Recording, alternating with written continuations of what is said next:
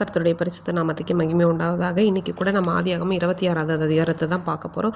இந்த அதிகாரத்தில் ஆபிரகாம் உடைய மகனாகிய ஈசாக்கை தேவன் எப்படி ஆசீர்வதித்திருக்கிறார் அப்படிங்கிறத நம்ம பார்க்க போகிறோம். இப்போ ஆபிரகாமோட நாளில் வந்த பஞ்சத்தை இல்லாமல் ஈசாக்கோட நாட்கள்லேயும் ஒரு பஞ்சம் வருது. அப்போ என்ன பண்ணுறாங்க அப்படின்னா, ஈசாக்கு கேரார் அப்படிங்கிற ஒரு ஊருக்கு போகிறாரு.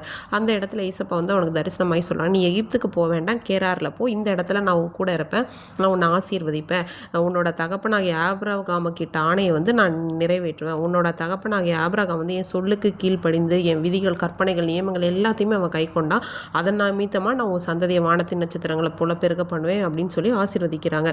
இந்த இடத்துல என்னென்னா, ஈசாக்கு அவரோட மனைவியை ரெபெக்காள் ரொம்ப அழகு உள்ளவங்கன்னு சொல்லி, இவள் நிமித்தமாக நம்மளை கொண்டு போட்டுருவாங்கன்னு சொல்லி அவளை தன்னோட சகோதரின்னு அந்த இடத்துலலாம் சொல்லி வைக்கிறாங்க. ஒரு நாள் அபிமெலேக்கு ராஜா என்ன பண்ணுறாருன்னா, கண்டுபிடிச்சிடுறாரு இவள், அதாவது ரெபெக்காள் ஈசாக்குடைய மனைவி தான் அப்படின்னு சொல்லிட்டு. அப்புறம் அவரை கூப்பிட்டு கேட்குறாங்க, நீ ஏன் இப்படி போய் சொன்ன, ஒருவேளை ஏதாவது ஜனங்கள் உன்னோட மனைவி திருமணம் செய்திருந்தால் எங்களுக்கு இல்லை அந்த பாவம் சுமரும் அப்படின்னு சொல்லிட்டு. உடனே ஈசாக்கு சொல்கிறாரு, இல்லை நீங்கள் அவள் நிமித்தமாக என்னை கொண்டு போடுவீங்க அப்படின்னு சொல்லிட்டு தான் நான் அப்படி சொன்னேன்னு சொன்னதுக்கப்புறம் அந்த அபிமெலேக்கு ராஜா எல்லா ஜனங்களுக்கு முன்னாடி சொல்கிறாரு, அந்த ஈசாக்கையும் ரெபெக்காளையும் யாருமே தொல்லை பண்ணக்கூடாது அப்படின்னு சொல்லிட்டு.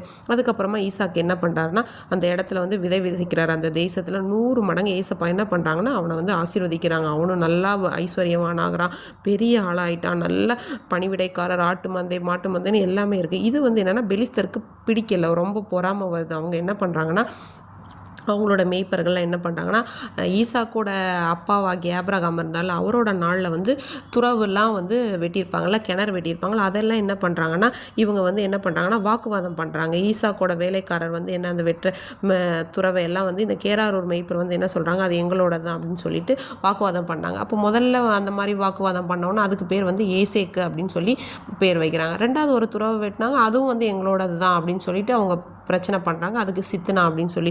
மூணாவது ஒரு துறவை வெட்டும் போது அதை குறித்து யாருமே வாக்குவாதம் பண்ணலை. அதனால ஏசப்பா இந்த தேசத்தை நம்ம பழுகும்படிக்கு நமக்கு ஒரு இடத்தை கொடுத்தான்னு சொல்லிட்டு ஒரு ரெகபோத் அப்படின்னு சொல்லி ஒரு பேரை வைக்கிறாங்க. அன்னைக்கு ராத்திரியில் ஈசப்பா ஈசாக்குக்கு தரிசனமாகி நான் உன்னை ஆசீர்வதிப்பேன் அப்படியெல்லாம் சொல்லி அவங்க கூட பேசுகிறாங்க. உடனே என்ன பண்ணுறாரு, ஈசாக்கு அந்த இடத்துல தேவனை தொழுது கொள்கிறாங்க.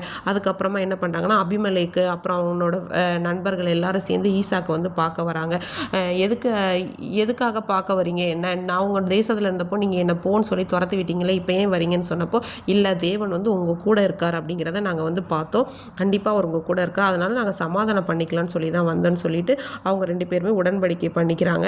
இந்த இடையில என்னென்னா, ஏசாக்கு 40 வயதாவது. அவர் என்ன பண்ணாங்கன்னா, ஏத்தியன் புத்திரரில் என்ன பண்ணாங்கன்னா திருமணம் பண்ணுறாங்க. இன்றைக்கிக்குள்ளே நம்ம வாழ்க்கையில் ஏதாவது ஏசேக்கு, சித்தனா போன்ற பழைய காரியங்கள் இருந்தாலும் ஏசப்பா ரெகபோத்தாய் மாற்ற வல்லவராக இருக்கிறார். ஆமீன்.